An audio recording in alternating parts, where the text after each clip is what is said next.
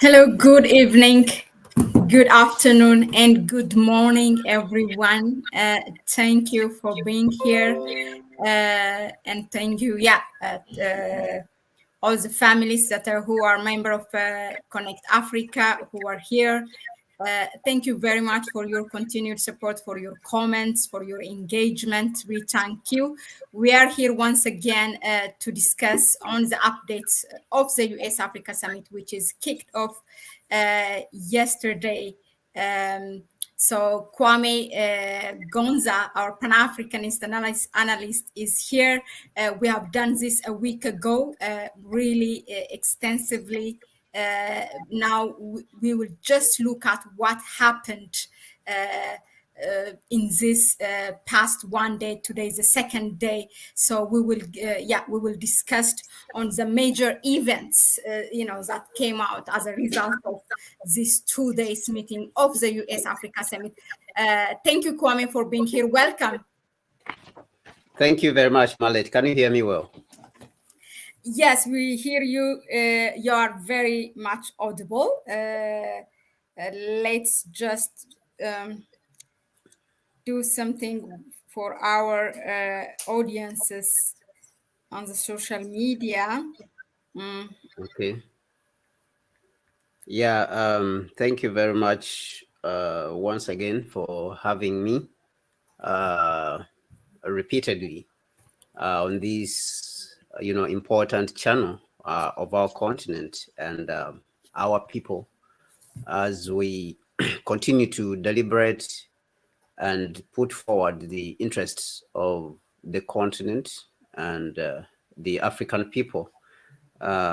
Intellectually, we have for a very long time been lacking when it comes to people who sit down and deliberate on the continent and put out the African narrative, and also to break down in a simple language the complicated issues when we are talking about, for example, issues like imperialism, neocolonialism, in a simple language for people to be able to, understand what these things mean, and then the different moves that are being made by the external civilizations in, in influencing Africa's position, in influencing Africa's actions, towards a certain direction. So what are they doing, whether we are talking about China, whether we are talking about the United States, whether we are talking about the European Union, Russia? So what we do here at Connect Africa is that we are trying to contrast and then inform our people so that they can be ready whenever action is needed from them, when responsibility is needed, of them, so that we can work together in building a prosperous Africa, whether it is defending our resources, whether it is defending our people across the world. Speaking out in itself is very, very important for our continent. So I want to thank you, Mahlet, once again, and I will do this repeatedly every time I come here for organizing this platform and making it possible, because very, very few people really care about our continent like you do. You've not cared about making a lot of money, but rather you've cared about the people on the continent. Other people, as we know, are interested in making quick money and then, putting up sensationalism, sensational broadcasts.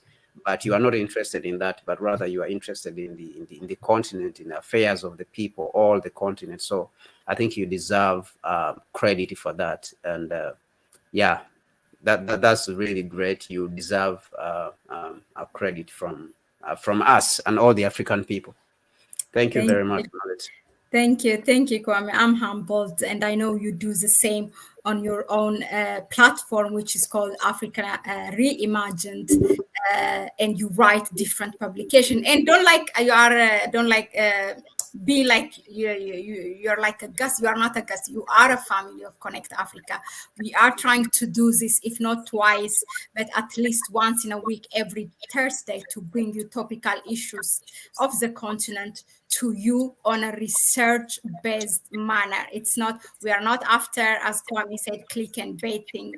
We are here to empower people, our people, with knowledge based on our readings. It doesn't mean that we will cover every book, every article that's published, but we try to read those Pan-African writer articles, Pan-African books, so that you start to look at things, whatever happening in Africa and abroad regarding Africa, to look at it from the Africa perspective, to look at it from the benefit of, Africa, so that once we have understanding, once we have knowledge, then the rest is really easy. So knowledge is really, really important.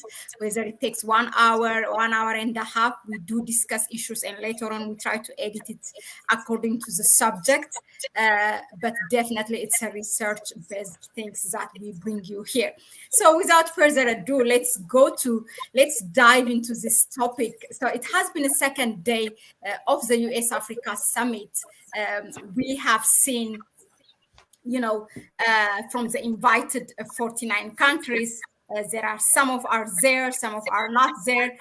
Some of the leaders have tried to do their work. For example, I really have to say it. I did a separate video, like President William Ruto, just before he left, who went and met President Isaias of the Eritrea, which is one of the countries which is not invited to the summit. Those are really important things, to bring the issue not only as Kenyan, but also to listen to the leaders in the region, so that to be able to present regional issues, regional concerns to the table is really important. So well done to William Ruto. Now, so far, what we have seen is Blinken and Pelosi meeting and welcoming the African leaders, just to talk about the major things, because we have talked about this a couple of days ago, but we did not put it, of course, on our video. You kind of rightly so predicted what's going to happen. So some of the major events that happened from the tweet of, as we have seen from the tweet of Senator Blinken, the Foreign Secretary Blinken, kind of signed a deal with Hichilema and Tshisekedi, Zambia and the Democratic Republic of Congo. And we have seen his meeting with Prime Minister Abiy and the current AU chair for 1 year, Macky Sall of Senegal. Just dive us into that, help us to understand what happened. Are they the new darlings of the US now, Zambia and DRC, and also other major events? The floor is yours, Kwame. Yes, thank you very much, Mahlet. I don't know how even where to start. You've already mentioned that we predicted some of these things when we were starting out, looking at the U.S.-Africa Summit 2022, when it was coming before it started, a few days ago. Even before the leaders started flying in from Africa, to Washington. What we see is that the same things, as you have said, rightly mentioned, that we predicted are happening. The US's strategy on the African continent, I think, is necessary that we reiterate and we repeat it so that our people can understand. The US, what it wants from Africa is not anything but resources. So all these things which they are talking about, human rights, freedom, democracy, this is just a narrative that we as Africans actually need to debunk.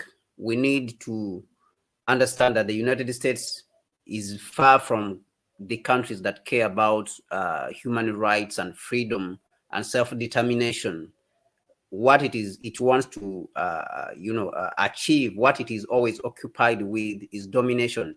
And that also goes all the way to the Western countries, all the Western countries, Europe, Canada, Australia, because these are the same people. These are all Europeans. So what they are preoccupied with is domination and exploitation of others. So I want that to be very, very clear, because these things are not said in the mainstream. And on channels like this, we are not here to sugarcoat things, because we are not the mainstream media, but rather we are true Pan-Africans. We are real Pan-Africans who are concerned about the interests of the African continent. So we are here to tell it to you the way it is. We are here to tell you the truth. We are here to tell you, as Africans, what is at stake for our continent when such summits as these, where people are, are trying to be politically correct, and they are portraying humbleness, which doesn't exist, and then they are pushing a narrative which is not true, which is false.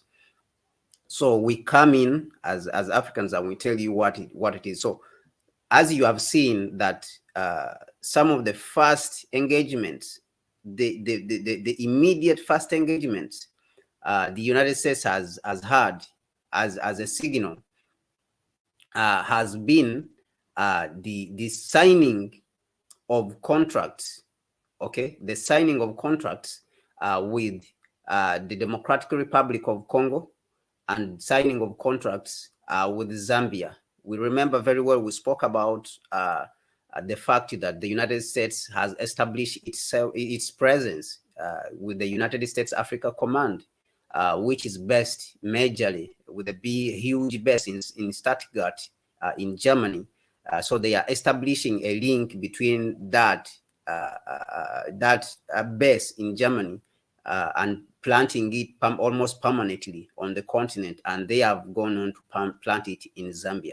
And we mentioned recently, and we said the purpose is the resources, because the world is going through an industrial revolution, what we are calling the third industrial revolution, or what the economic strategist and the economics and development strategist called Jeremy Rifkin called it the third industrial revolution. So the world is going through a third industrial revolution. I know a lot of people have been talking about fourth industrial revolution, but what we are going through is not really a fourth industrial revolution. The narrative of a fourth industrial revolution has been pushed by the group of the World Economic Forum, led by this guy Strauss Schwab. We know the Economic Forum. So that is the Western narrative. But rather, what is real that we are going through is the third industrial revolution. Just to recap, the third industrial revolution, the first industrial revolution, first one happened in Britain. The second industrial revolution happened in the United States. So what we are going through right now is the third industrial revolution, which is happening in China. So I wanted us to put that out there. So this industrial revolution is going to need a lot of resources, to run it.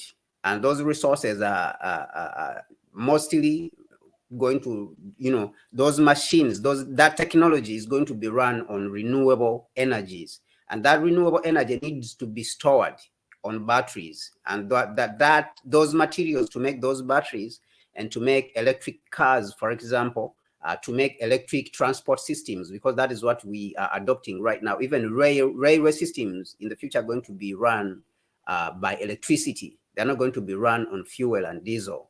So all these require what we call motors. Motors, are rotating machine elements, and these require copper.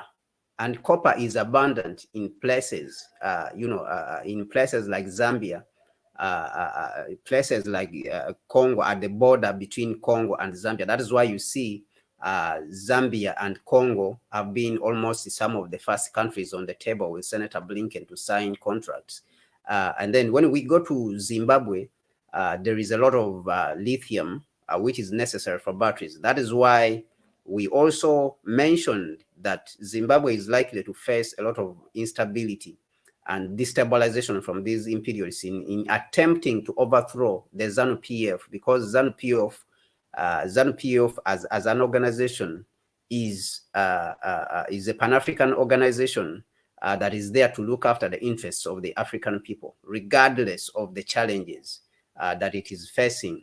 And we have mentioned also in the past that these organizations, as Africans, I think we have to learn that organizations like the ZANU-PF, they don't have to be 100% perfect to work. As Pan-African organizations, we have to understand that there's a lot of people who have been criticizing ZANU-PF.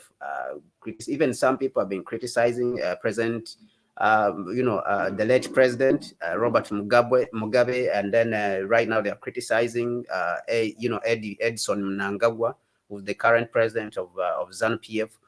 But it is a Pan-African organization, one of the few remaining, if it is the only very few organizations that are remaining on this continent that really possess that material, the characteristics of a Pan-African organization. So that is why you see that they have been disturbing a lot, because the purpose is to completely have Pan-Africanism, that ideology, rooted out, removed, from the governing structures, not only on the African continent, but all across the world. And that is why you see leaders like, Prime Minister Abiy, who exhibit any characteristics of Pan-Africanism, they want to overthrow them. So that is what you see that was happening in Ethiopia. So the strategy, as we are seeing it, is to secure those resources, secure the lithium in Zimbabwe, secure the copper in Zambia, secure a lot of resources, coltan, which is going to be used for the semiconductors, microprocessors in Zaire, or the Democratic Republic of Congo as we know it. And so it is important for them to do all these maneuvers, put on these shows, and on top of that, they want to push out China. As you have seen, it has been mentioned even at the summit. They want to, they are looking at China as a big problem for them. They don't look at Africans, of course, as a problem, because they think they can just come and push the Africans around.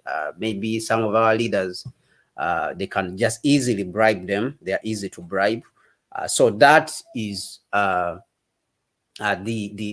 overall strategy for them that we are seeing. And as you rightly said, once again, these are some of the things which we have already looked at, which we predicted that this is what is going to happen. This is the move that they the move they are doing. So the purpose was, when you go to Ethiopia, for example, remove the government and block the Chinese the Chinese built railway, which was built from Ethiopia all the way to Djibouti.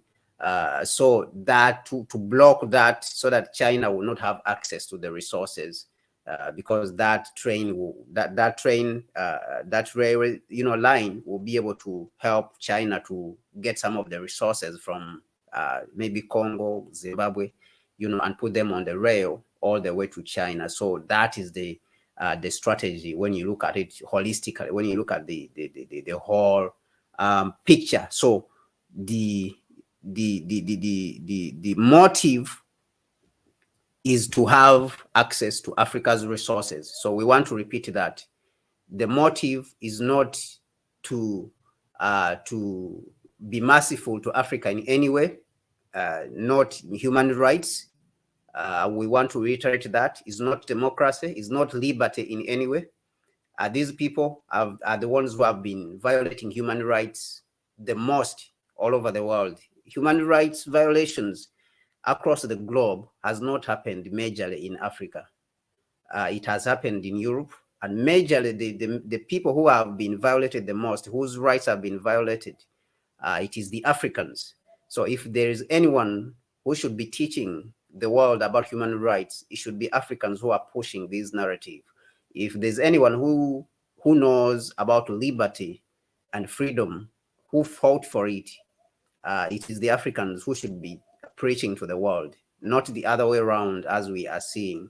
So if there's anyone who should be preached to about human rights violations, about liberty, about freedom, it is the Europeans that should be preached to, because they are the ones who have been going around the world, bombing, enslaving, colonizing, and killing, millions of people across the globe. Even today, we have seen killings of people like George Floyd, Sandra Bland in the United States. A lot of our people of African descent have been killed in the United States on the streets. So it shows you that these people, if I may say, they are false prophets, or what one person called that they put on sheep skin, but inside is wolf, is a wolf.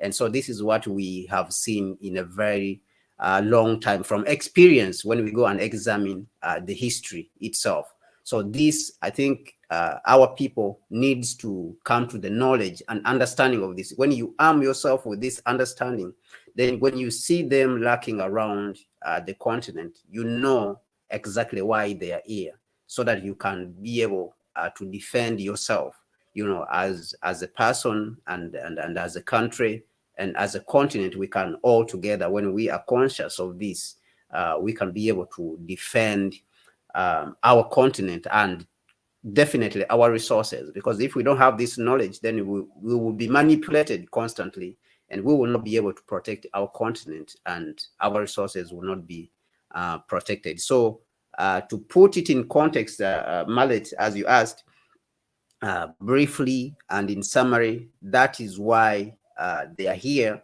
And to remind our audience, the reason they are here is because, and why this summit is happening, is because of that strategy of maximum extraction, like how Dick Cheney, former vice president of the United States, put it.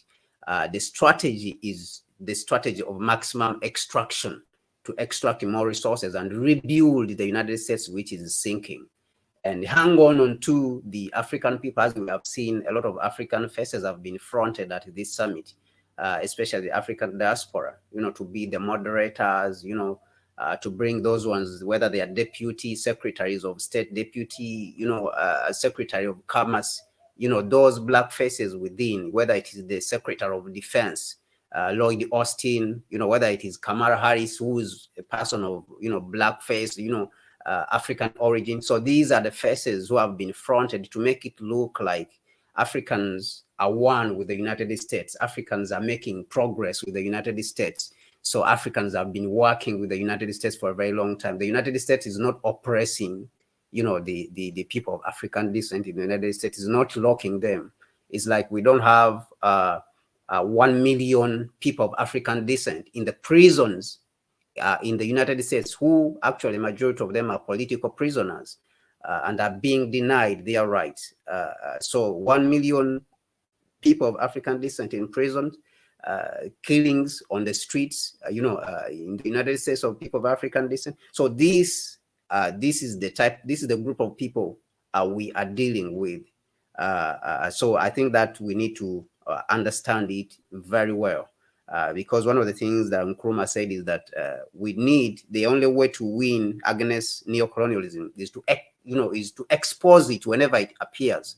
Whenever we see it, we have to expose it, because it appears in different guises: media, political space, it appears in the economic space, it appears in a culture, trying to influence. So that's the only way for us to expose it. So briefly, that is the whole strategy that they are trying to implement.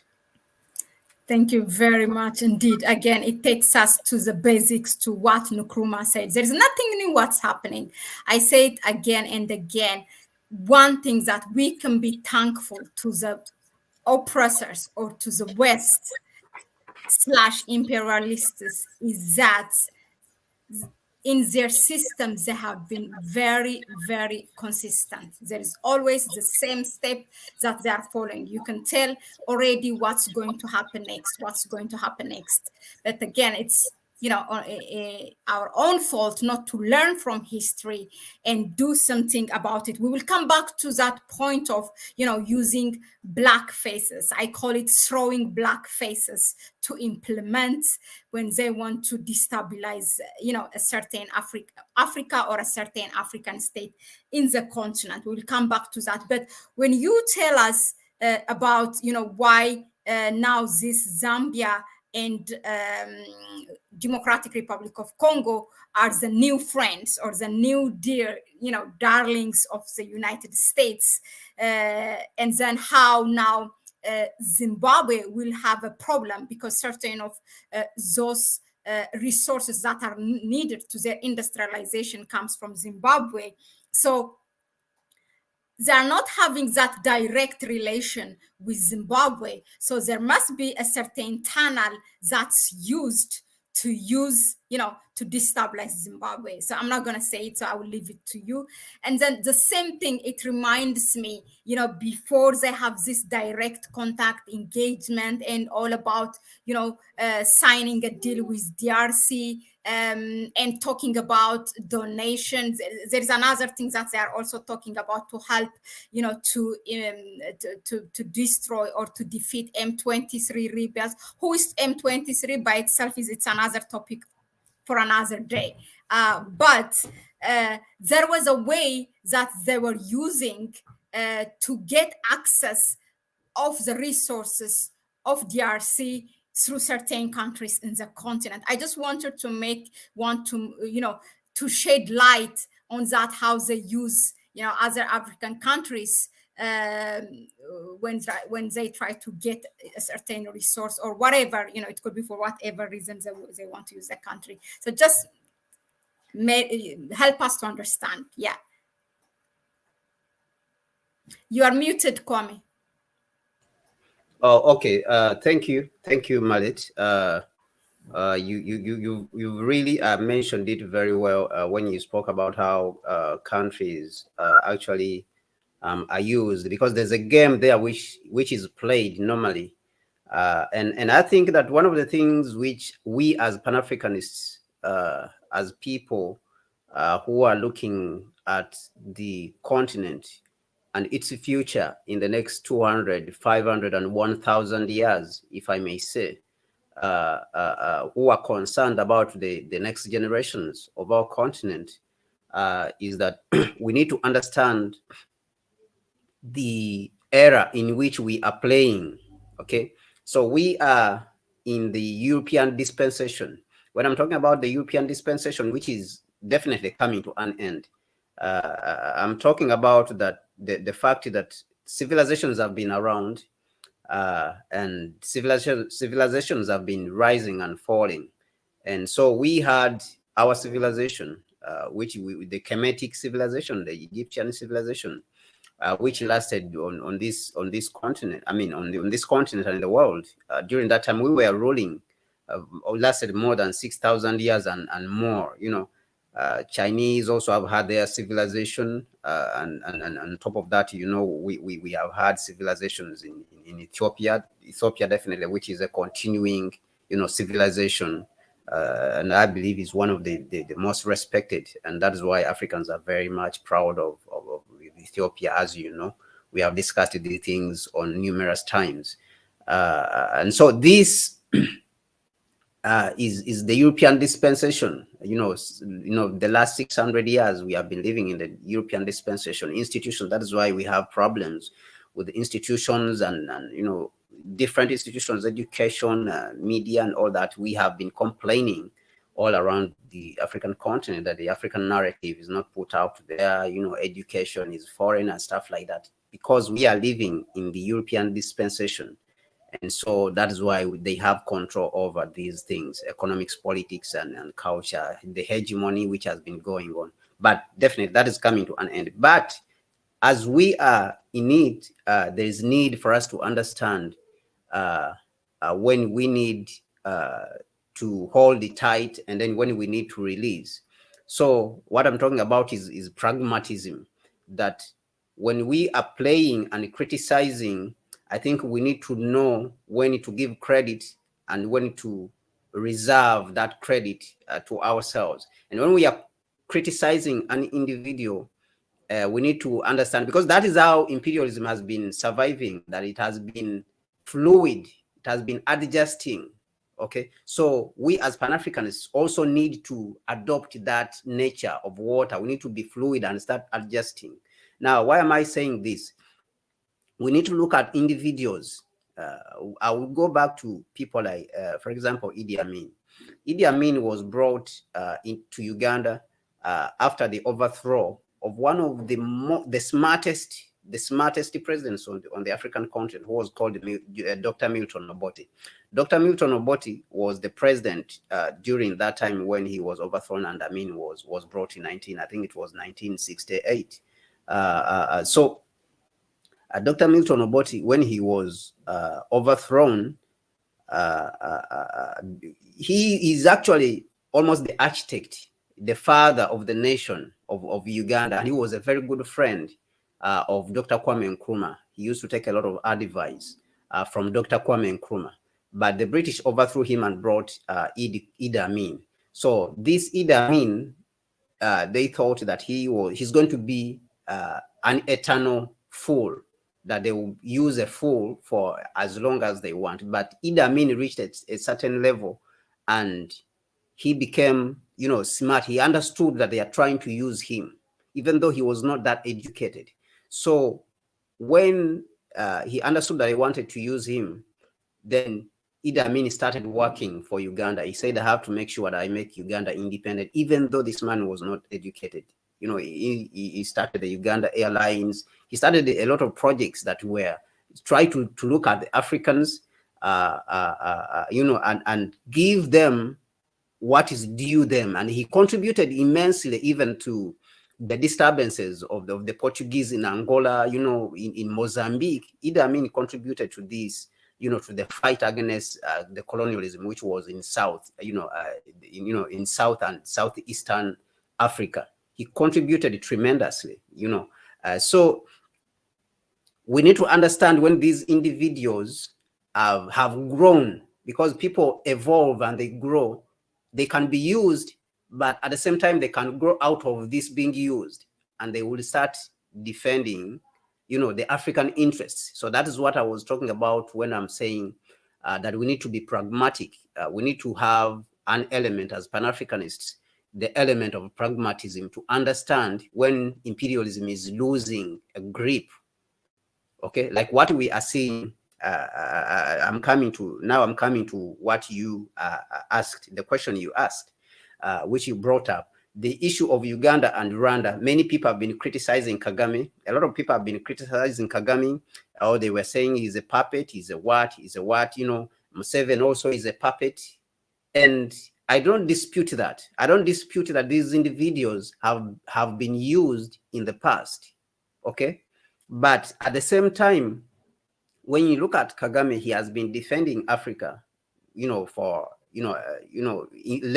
recently, you have seen him in the media, even when he's confronting BBC, confronting France 24, confronting. So you will ask, how does this fit with somebody who has been used for the interest of the imperialists? So that is where I say that we need to be pragmatic. There is what they call dialectics.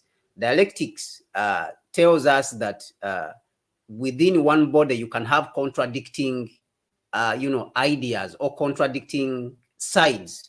You see, so now when you are talking about Pan-Africanism and you're talking about imperialism, these two are contradictory, because Pan-Africanism is always seeking the welfare of the African people.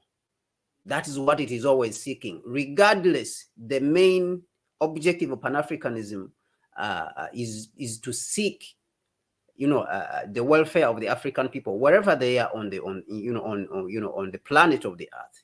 And the major objective of imperialism is to exploit the Africans and take care of the Europeans. That is it. That is the major. So wherever you see it, that you should know that is the major objective. So when they come together, then they clash. So that is what they call dialectics. So now imperialism can come and use an individual, but an individual who is an African still always has that element of Pan-Africanism with them, if they care about the continent. And that is what you are seeing in Kagame, even though he has been used in the past. So as Pan-Africans, we need to realize when, Pan-Africanism is taking the upper hand. And that is what we are seeing with Kagame. He has been used in the past, but the real culprit is imperialism. Because like we mentioned a few moments ago, when we had, a few days ago, when we had a program on the Congo, on the Democratic Republic of Congo, imperialism has been in the Congo since 1884. Okay? We mentioned about the brutal and dictatorial, the murderous Leopold of Belgium. 1884, he was there owning the whole territory and exploiting and building Europe. Then we mentioned how the United States, Britain, and Belgium played a very big role in destabilizing the Democratic Republic of Congo. That is even before the formation of Rwanda as a state, the consolidation of Rwanda as a state. These people were there destabilizing this region. And now, they have been using Rwanda and maybe taking some of the resources through Rwanda. These same people, the imperialists, when Rwanda now is resisting, and Kagame is resisting, wants to at least contribute something to Africa, they are turning around against Kagame. And now they are becoming darlings. They are using Tshisekedi, President Tshisekedi Felix, as a darling. Now he's the darling. Okay, why? Is because the strategy of divide and conquer actually is failing. It has been failing around this region, and majority of the Africans are resisting. Okay, even within so what we are dealing here, what we are dealing with here is that is a complicated situation now. So we have imperialism at work. Okay, it is controlling all the systems of the world. But at the same time, within this, we have to fight as a people. Okay, so even though they exist within a neo-colonial system, our leaders, still sometimes they find space to resist. And that is what you are seeing with Kagame. That is what you are seeing with Museveni. You see? So that is the situation that is happening in this region. So now they decided to run, to people like President Hichilema. We know President Hichilema of Zambia, that he has been a darling of imperialism and neo-colonialism for a long time. Even when the crisis in Ethiopia was just starting, he pulled out the citizens, the Zambian citizens, and sent them home. And he said that the place is full of chaos. The place is, the rebels are coming to take over. This place is unstable. So, and the United States gave him, I think, some sort of loan. They said it was a loan or a grant. I think it was some sort of thanking him for being on their side and parroting the false narrative that Ethiopia is unstable, even though no African country. So Hichilema, we know his position. And he's the same person, Hichilema, we have seen, even we saw him yesterday at the opening of the African, the U.S.-Africa summit. He's being paraded as an authority on African civil society, on the workings of African civil society. So these are the complicated, things that we have to deal with as Pan-Africanists. And what I was saying is that as Pan-Africanists, we have to learn to be pragmatic. And so in that region, there's a lot of resistance. The absorption of the Democratic Republic of Congo into the East African community, that one scared the imperialists. It scared them a lot. And so that is why you are seeing that they are pivoting towards that strategy of bringing the Democratic Republic of Congo closer and closer and closer, so that they don't lose access to these resources, because these resources are very important for their manufacturing, electronics, manufacturing computers, manufacturing, in Korea. We have seen Japan also, is part of NATO, because Japan also is part of the imperialists. It went and colonized China, and right now fears China a lot because it fears China, that China may retaliate because of the colonialism that the Japanese went and caused in China, the separation of Taiwan from China happened also under the Japanese when they went there to colonize, China. So Japan also is signing contracts. Even today, I saw news, going around. Japan is signing because these are the industrialized nations. They depend on these resources, and that is the purpose of NATO. NATO was to find a military hammer, a hammer for them to use anywhere around the world. And we saw how they use. We saw how in Kosovo, Somalia. So is there, which is and this is a process which they want to continue. So they are facing a lot of resistance, and the addition of the Congo to the East African community, also that one scared them a lot. And what I suspect, one of the things I suspect is that if President Felix Tshisekedi, for some reason, if he realizes that they are lying to him, they may turn against him and try to remove him from power, or even to finish off his life, and probably separate the Democratic Republic, of Congo from the East African community, because that is something which I believe they are trying to look at.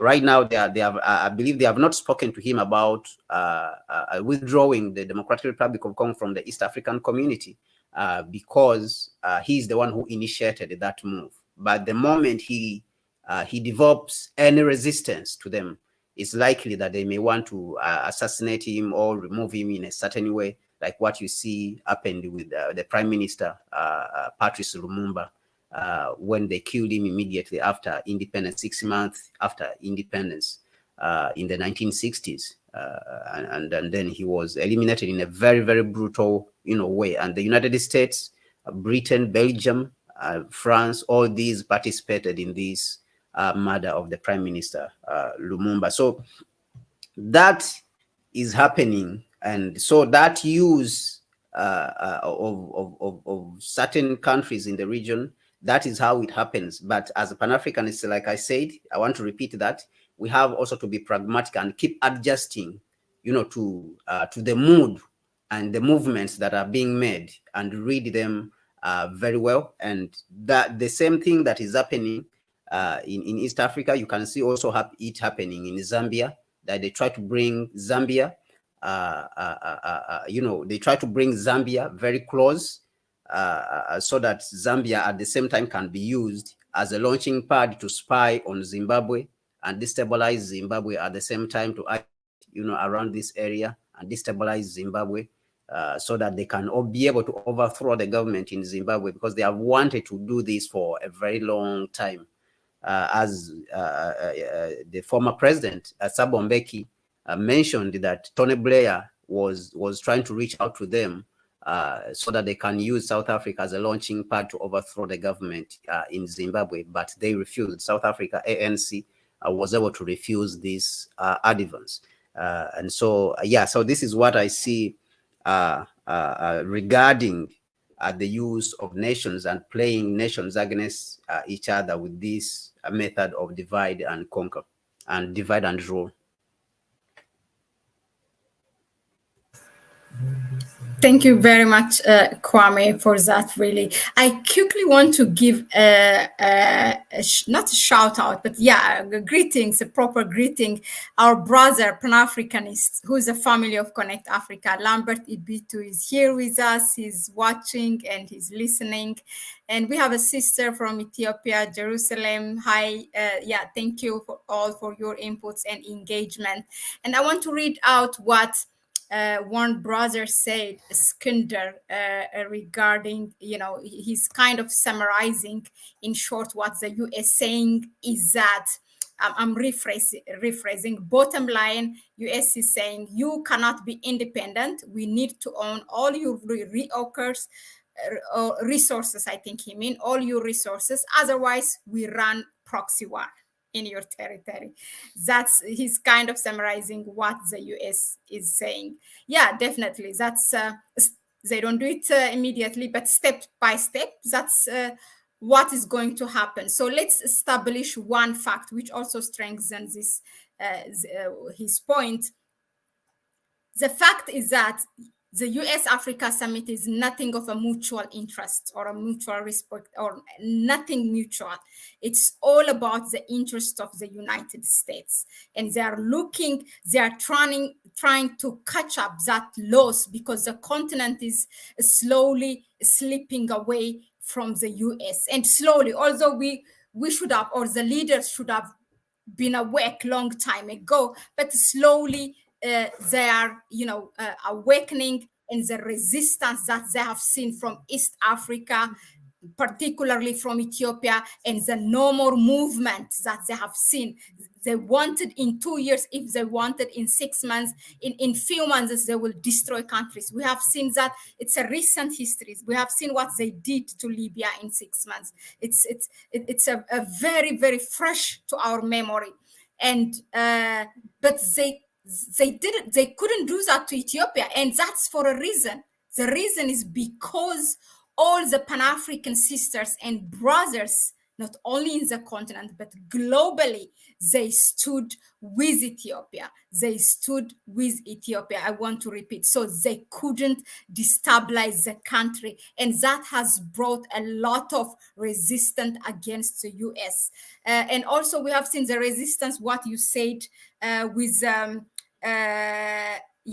it really kind of hit me. The leaders might outgrow, from that state of being used by the oppressors through time. So we discussed this a couple of days ago when we discussed DRC, and then on the same day also we discussed South Africa, how, President Cyril Ramaphosa have the stories around him before he come to power, or even maybe he during the power, but most of it prior to his power. But that doesn't necessarily take away his Pan-African actions that he took. We know for a fact that he defended, just, I wouldn't say Ethiopia, but just, and then also he kind of strengthened that African solution to African problems when he was a president, a chair of the African Union at that time. So he has done things, and then their, foreign relation secretary, Madam Naleda Pandora as well. So he's one example, as you, it looks like temporarily we lost Kwame. So those are the things we need to see. There are presidents, we might hear, stories around them, but that doesn't necessarily mean that they are not Pan-African leaders. And when they do that, we see that action, our job here on this platform is to amplify, that action as a Pan-African platform. Hopefully we will be joined by Kwame again. We lost him temporarily.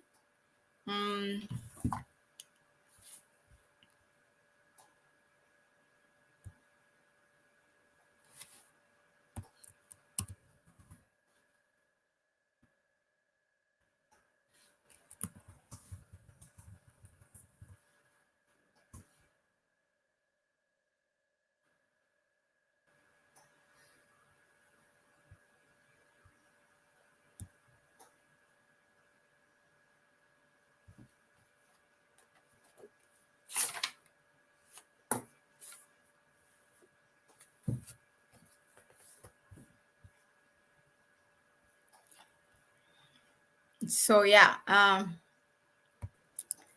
we lost you temporarily, but I was just continuing to summarize it. Yes. Oh, okay. Yes. I heard you. My network dropped a little bit, but. Okay. Yeah, good. So let's move to our My network is dropping a little bit, but I hope we can manage it. Can you hear me, Mahlet? Yeah, you are audible.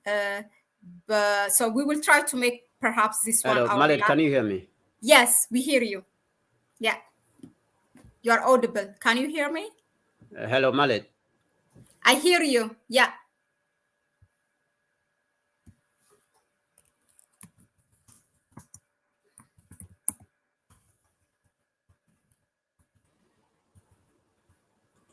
Network is having a little bit of trouble, but I think we will manage it small. I hear you. You hear me now? Yes, All right. absolutely. Okay. Let's do this. Our final point. Uh, let's see. Regarding, what's there were 2 points, but let me focus on this one in fear of if we lose you again. We hear that from the speech of Blinken, that owning that African narrative, which is mostly talked about our by Pan-Africanists or different African leaders, or say so anyone actually who knows the history, that Africa is the origin of human being, Africa is the future, Africa is this and that. And we have also read, I think I quote from their, from Biden's administration, who is an advisor on African affairs, that he says, we are here, this administration is here to treat African countries as major geopolitical players, and not just the subject of geopolitics or some sort of junior partner. I mean, the more they say, the more they say, that means the more what they are not actually. Yeah, it actually sounds very Number funny. one, yeah, Even is this exactly what we are seeing in this summit? Has the US changed at all? And then we see also, those what you touched before, using African faces, or let's say black faces, to yeah. implement, their agenda. We have seen this recently, how when they organize or when they establish that committee to investigate Ethiopia, it's led by a Kenyan lady completely on the other side, who is biased against, the government of Ethiopia and the people of Ethiopia. So they also kind of try to use that by assigning some African faces into, by appointing, like you said, by having Obama when they destroy, for example, Libya. But this has been actually, it's not a new thing. I mean, we have African enablers during slavery, colonialism, and also now in the name of diversity, giving them high positions in different international organizations, right? Even this, Absolutely. to destabilize countries uh, within Africa. So is there any new thing that we are seeing in the US now by having those spaces and telling us, all kind of pro-African thing, whereas on the other hand, they didn't invite Pan-Africanists like, Dr. Arikana Chiambori, Professor Piolo Lumumba. What's your take on this? You may Yeah, start. yeah, Mallet, I really like the way you actually articulated it. You articulated the problem, because this is a problem, uh, and you've touched a lot of points. Actually, you've touched a lot Yeah, of points on there when it comes to using African faces, and then the issue of narrative. This actually has shown us as Pan-Africanists that Pan-Africanism in itself has always been ahead. Okay, so here I'll touch on the issue of Pan-Africanism. There's those people actually who have been saying that Pan-Africanism is dead, Pan-Africanism is no more existent, but Pan-Africanism actually is what has put us where we are here, and Pan-Africanism has always been ahead when it comes to the liberation and the future of the African people and the African race around the globe. It has always been ahead. It has already always set the pace. For those who don't know that Pan-Africanism is still existent, the African Union itself, which you are seeing, is an embodiment of Pan-Africanism. It may not be perfect, but the spirit of Pan-Africanism came from very far. It migrated all the way after the liberation of Haiti. It came all the way to the civil rights movement. It came to the continent and arrived, to the continent from Manchester. Marcus Garvey, this was Pan-Africanism. So this was the spirit of Pan-Africanism transforming itself until it came to Manchester in 1945 and arrived in Ghana, and then it moved. The spirit of Pan-Africanism moved and we got independence. And it was able, even amidst crisis, when they wanted to destroy Pan-Africanism completely, Pan-Africanism was able to transform itself, into something physical, which we can be able to see. And it was transformed into the Organization of African Unity, and which is the current African Union.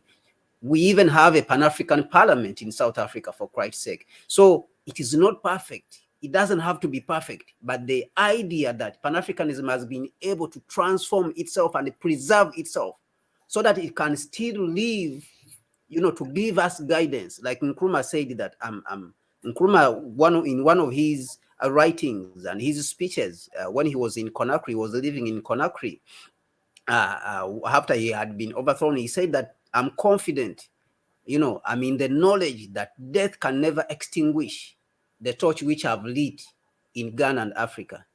I know that long after I'm dead and gone, long after I'm dead and gone, this light, the torch which I've lit, will continue to give light and guidance to all people. So this is what Nkrumah meant.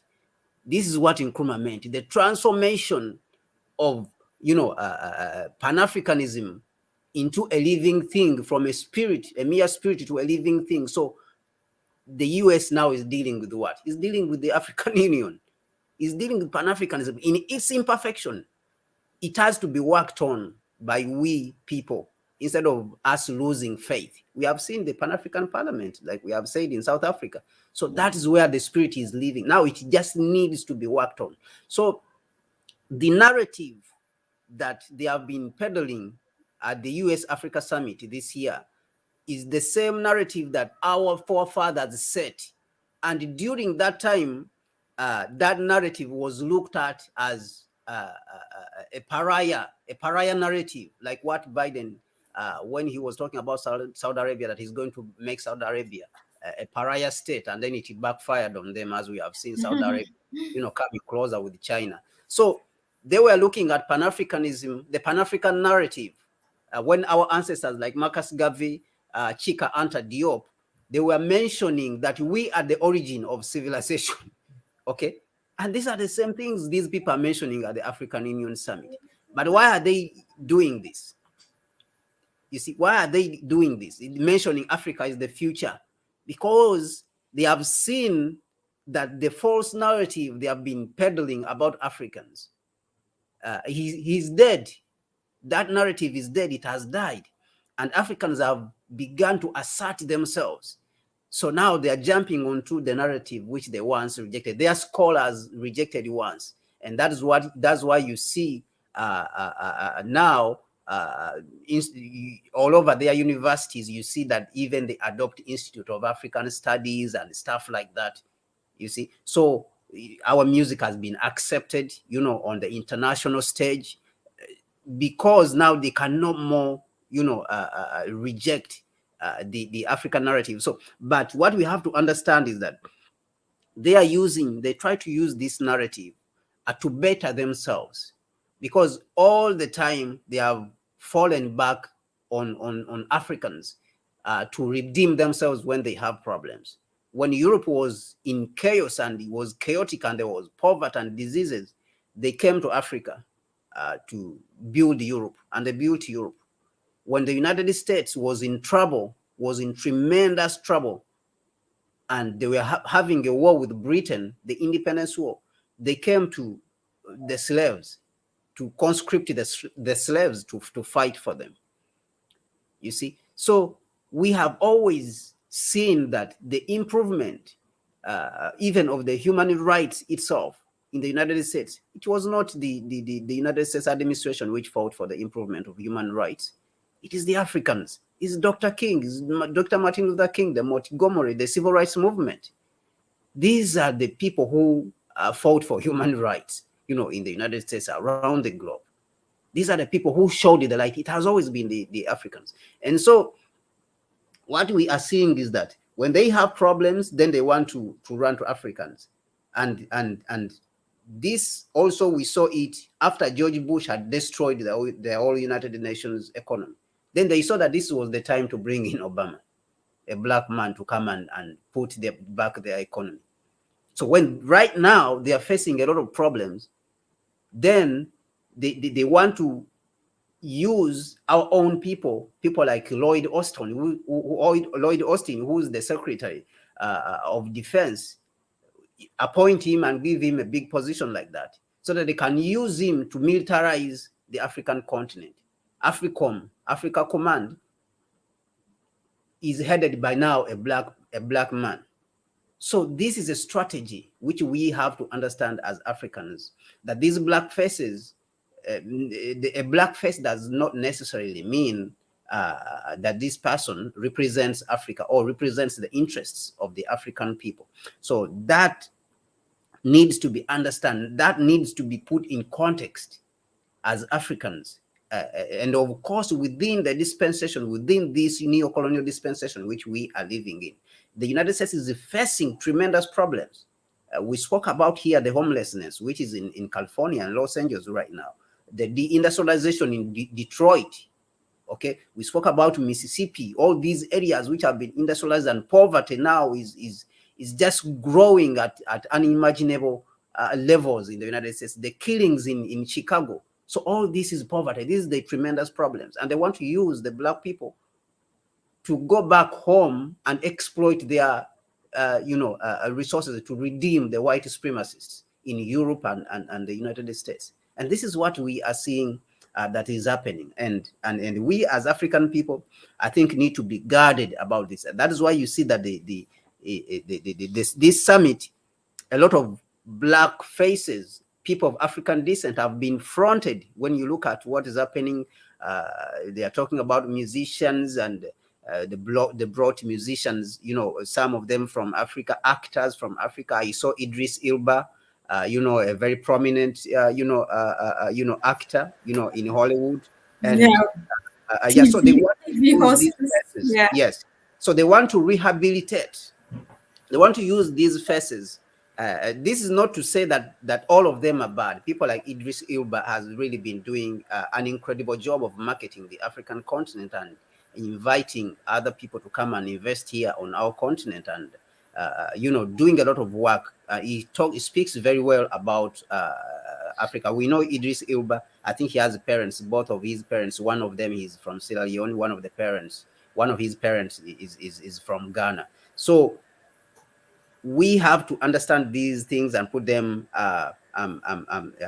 in context of what we are trying to build. But the whole thing is to understand the strategy of the United States and what it is trying to achieve with this narrative, whereby it is fronting these faces, the Deputy Secretary of Commerce, the Deputy Secretary, of different, they just chose different black faces and put them on the front to show that Africa has or can have a good relationship with the United States. Amid even all this disrespect, when they are still continuing the disrespect, and their arrogance actually is very disturbing, that you see them at the same time continuing to preach to us how we should not work with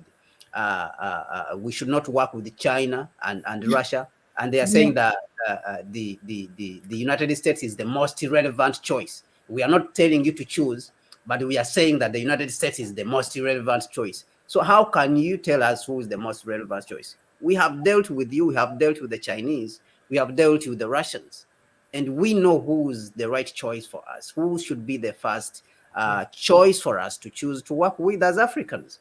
We don't need you to tell us who should be the first choice. So it depends on your track record, because we have your record.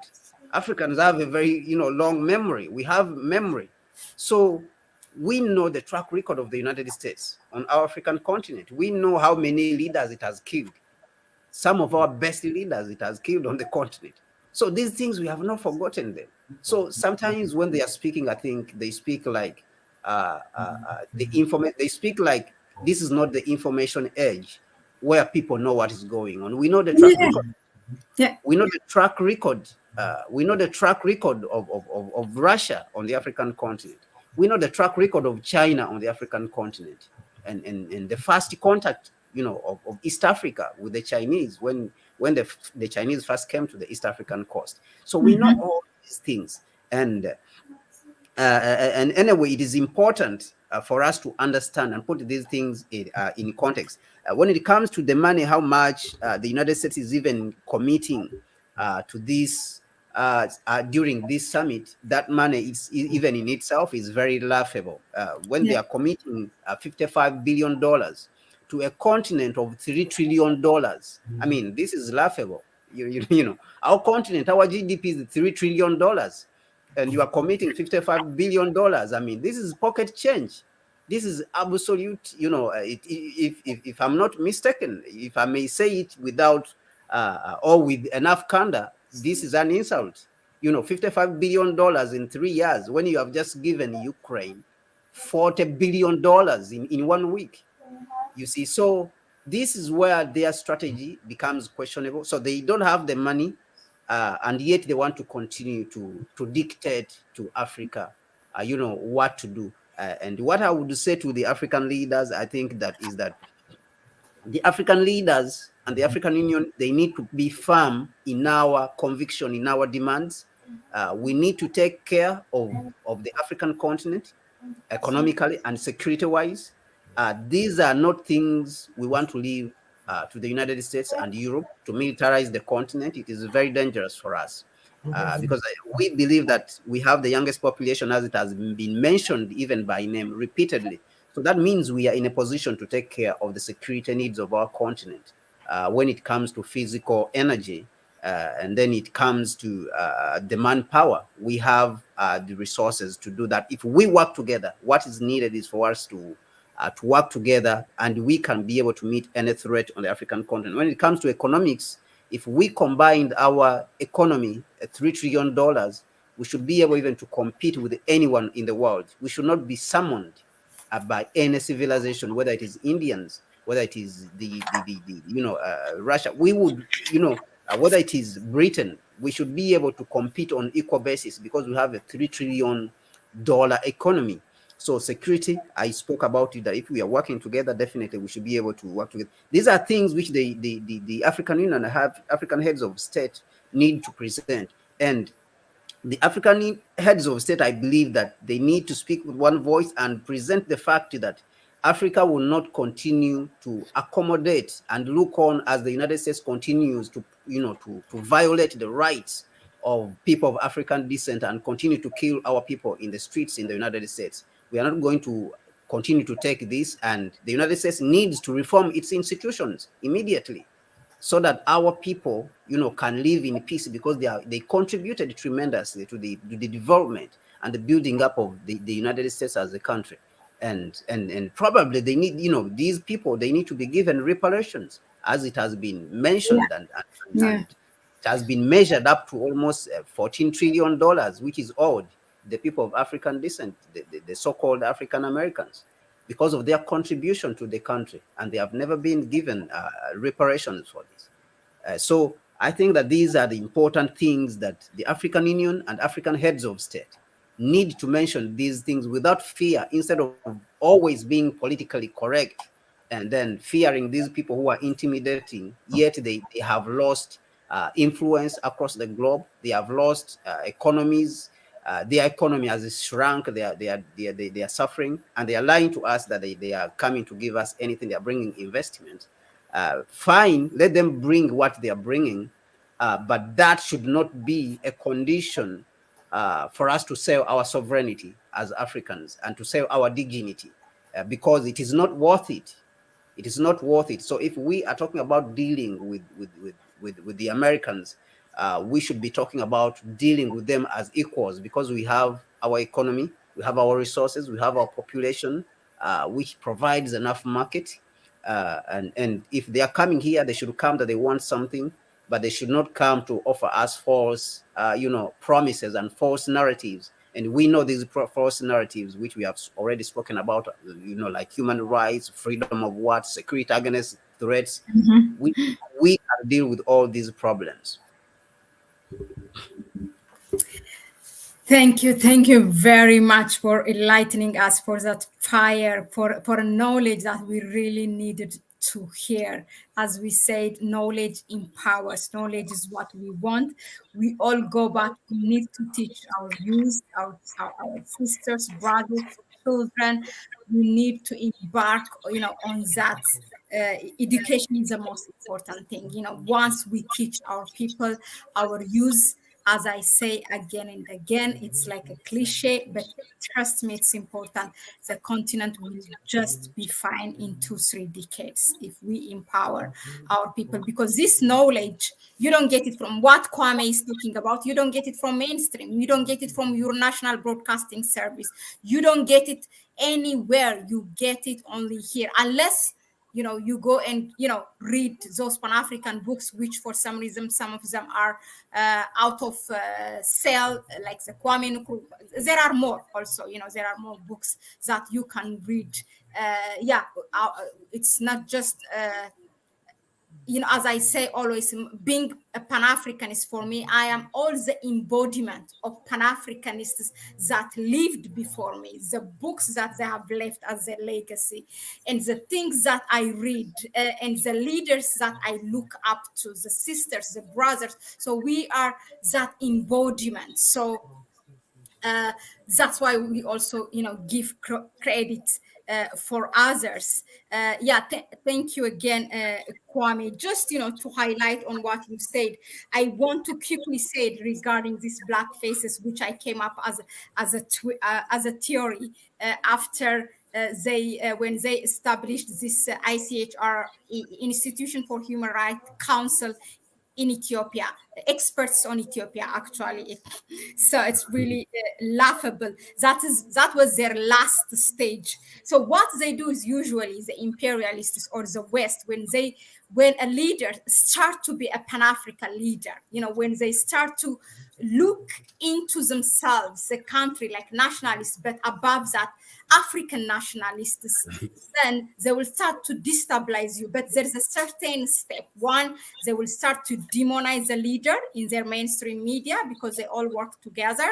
As Kwame said, even their institutes, whatever African studies in the West, it's always works with the government. Do not think really it's just a Pan-African knowledge center. So demonizing the leader, and then they create a rebel group, and they will finance that rebel group.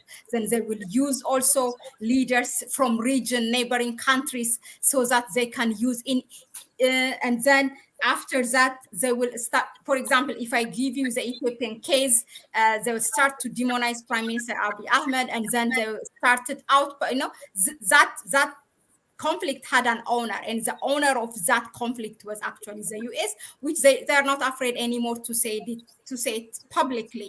So they were financing, helping, and sponsoring TPLF in all cases, and then. When that didn't work, when we were not destabilized or destroyed by the wars, and there's a peace negotiation which they say mediator as an observer, then later on they start to be mediators, and later on they start even to draft what the agreement have to say. They have used neighboring countries as well, like Kenya, Djibouti, or whatever, or Uganda, all of them, like whether it's the good diplomatic relationship with Ethiopia or whatever, with all our Pan-African brothers and sisters, we have passed that stage. So the last thing what they did was, there's a genocide. Genocide is the last stage, actually, they will come up with, and then they will investigate you. When they investigate, if the report that came out from the country and from any organization is not up to what they expect, then they will create an institution like ICHREE, and then they throw a black face, which was headed by a Kenyan lady, so that, okay, look at it, it's not even us, it's headed by there's this African woman, so to make it more valid. Now, coming to what you said, as if I think this falls with their agenda. One of the agenda of U.S.-Africa Summit is also to focus on the diaspora. This diversity thing, as if the only thing that we are hungry is about like inclusion by bringing those diaspora faces, whether it's a TV host or a Hollywood actor or what, or people who have different positions in the US government. They think that the whole quest of the African continent can be solved, but that's not it. So our people should not be fooled. It's beyond that. Our question is beyond that. As I said before, or we said before, we have enablers, they have used African people during slavery, colonialism, and even now in the neo-colonialism. We have people in big international organizations leading, and then, but at the same time, who are used to destabilize African, countries, or to throw away African governments that didn't bow with the West or with what US says. But what scares us is that even to you, it has nothing to do with those people being in a position and for them to continue what they continue to do. It's totally a different thing. So we need to set apart, to separate that. We should not be fooled by seeing some black faces here and there. It doesn't equate, there was a phrase, gender, a number, how do you say, like when they try to create a gender equality by putting also color into it, or a black face, as if we are treated equally. So that's not the case. So tomorrow, before we close, I want to say tomorrow we have an important, actually an exciting topic. So tune us. We will share the link on our community post, which is about, as a recent, the football that's going on tonight. We have Morocco versus France. So we will have people from Morocco, as far as from Morocco. And then we have people also from the continent, and then because it has created a kind of a Pandora box, that has been kind of a taboo, the North African not looking at themselves as not African. So we will discuss, this football has brought that discussion. So we will discuss it. We will hear it from the Moroccans themselves, so that should be exciting, and we will share a link. And I have to say that there are people who have been here with us. Thank you very much for all your inputs.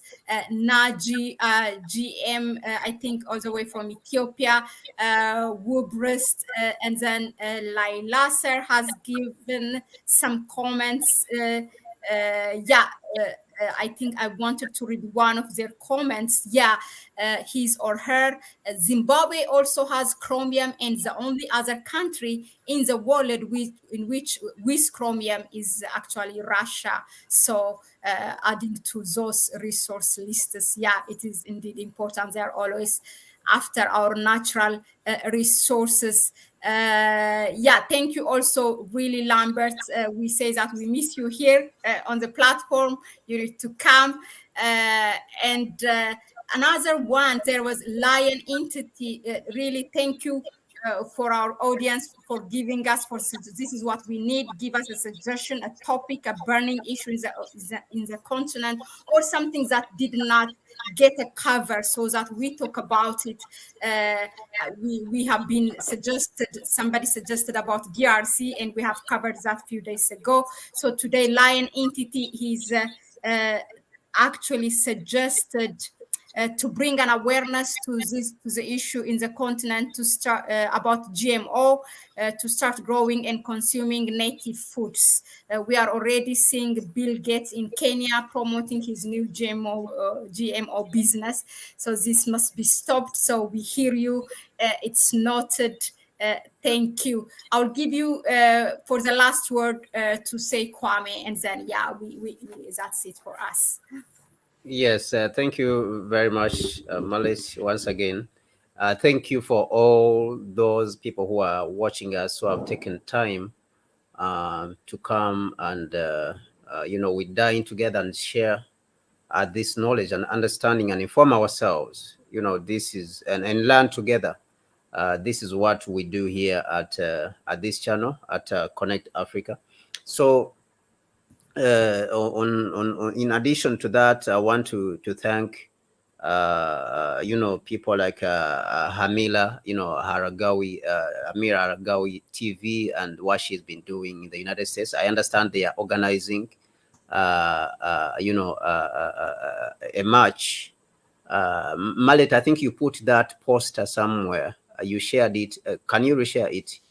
They Definitely, yeah. Yes, yes. So they are organizing Definitely. something sort of a march, African Unity March, which is very, very important. African Unity Rally in Washington, D.C. Of course, we understand that Africans have always been, the African diaspora has been always been instrumental in chartering, help to charter the new course of the continent.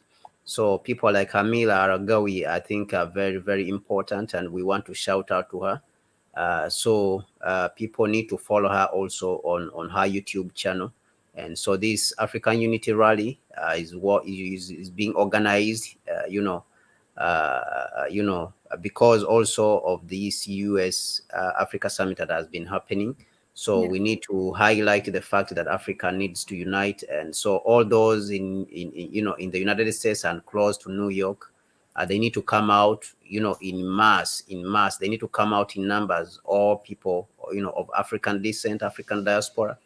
It doesn't matter whether you're African American, whether you are what, whether you are black from Haiti, whatever, Barbados. You need to come out because the future of the continent depends on all of us. So you need to come out and support such a march. When we put the affairs of our continent in order, then all of us across the globe, the people of African descent, we will be respected. Right now, we are not respected because we have not attained enough power. We have accumulated some power, but the power is not enough for them to respect us and not kill us in the streets, whether it is in Washington or in Chicago, in Georgia, whatever, we have not accumulated enough power. So you need to come out and support such rallies as these. So I want to thank you, Mahlet, and until we see each other next time, greetings to everyone on the channel. Thank you very much. Thank you, Kwame, and thank you, everyone. So yeah, tune in for tomorrow, and we will update you what is coming or on the program every time when we have new program. So yeah, have a good night. Thank you. Bye bye.